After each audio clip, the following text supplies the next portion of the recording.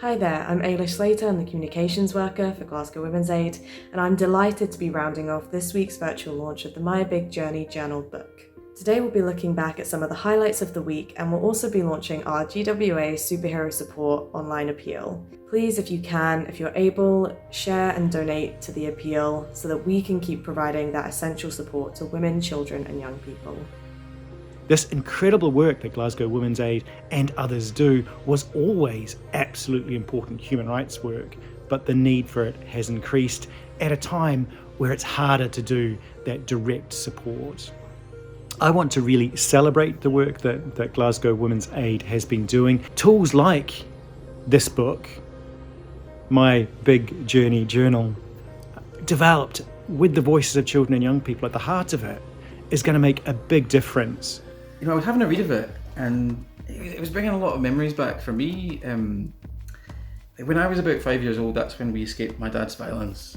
And I think at that time, something like this, a resource like this, it would have really meant the world to me to be able to talk to someone about what I was feeling and experiencing.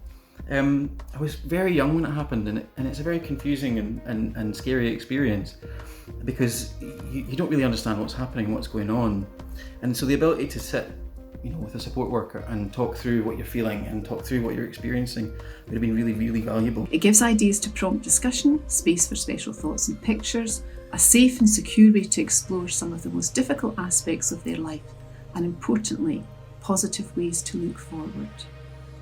I am delighted to support this launch and want to thank everyone involved, children, young people and staff, who've all worked hard to develop this vital tool to help in the recovery process.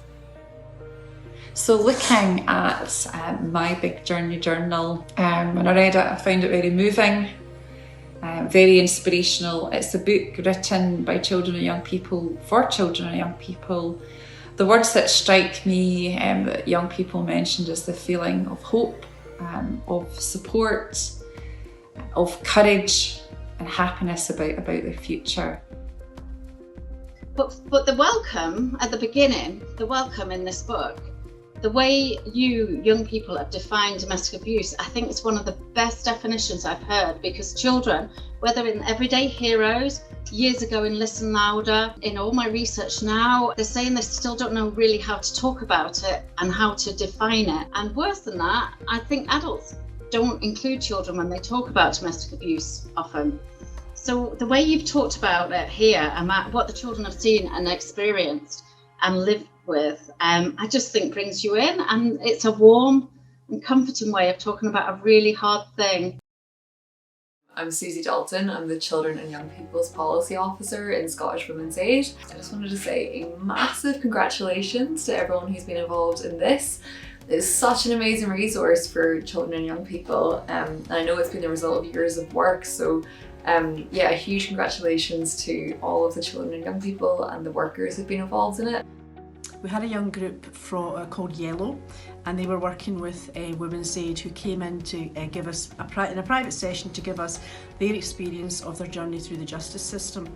And it was absolutely unbelievable, and it made such an impact on the whole committee that those young people can be assured that they were heard and that they shaped that bill and they made that bill their own. We want to say a really big thanks to all of our speakers this week. We know how busy you all are, so it really means a lot to us that you took time out of your schedules to speak in support and advocate for children and young people. The Children and Young Person team who started all of this off did such a fantastic job in working with children and young people that they support in creating this resource.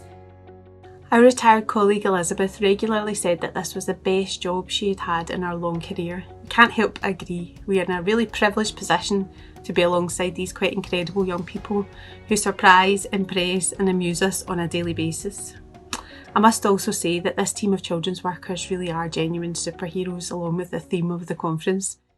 I had been on the helpline one day for Glasgow Women's Aid, and I'd received a call from a much older woman who wanted to just thank Glasgow Women's Aid for her memories gone by of her time in the refuge, and she'd mentioned that she could still remember parts of it so clearly, but there was also things that she couldn't now remember. And for me that felt like that's something really important that we can now provide to women and children so that they can look back and they can remember. For some children, this was their first experience of feeling safe for a long time. I haven't been with GWA for the entirety of that process, but in the short time I have been with them, their dedication, ingenuity, and passion for the rights of children and young people has been so clear. We hope that this will be a resource that can be carried on into the future and to other services. I found the courage somewhere. I believe it was an extra strength that I had as a mother. My children did not need to continue to witness this abuse. I wanted my children to grow into men and not animals. I left. My son has started to have nightmares and speaks of butterflies on his tummy on the day of contact and begs not to have to go. It's heartbreaking. I feel so powerless and that I'm letting my son down. Nobody from the court ever spoke to us again about the court case. It felt like me and my brother didn't exist. Worst of all, my child was ordered to continue to go for the overnight visits, alone and unprotected. No child should ever have to go through this. I don't know what we would have done without the support we had from Glasgow Women's Aid at the time. I've recommended the service to people as well, and I can see the change in other people that have used the service, and I'm really, really thankful. I wouldn't be where I am, and I call them my first family. These past 2 years working with Yellow have been so fantastic. I have had so many amazing opportunities to express my thoughts and opinions on how to improve things for children and young people, and it's been really great actually being listened to. I think that it's extremely important to listen to children and young people and give us a chance to help make change.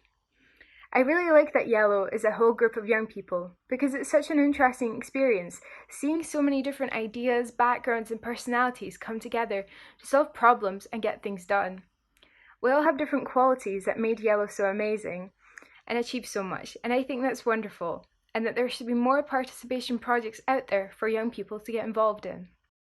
I really hope this book will be used to help children and young people who are moving into refuge understand what refuge is and how Women's Aid helps families.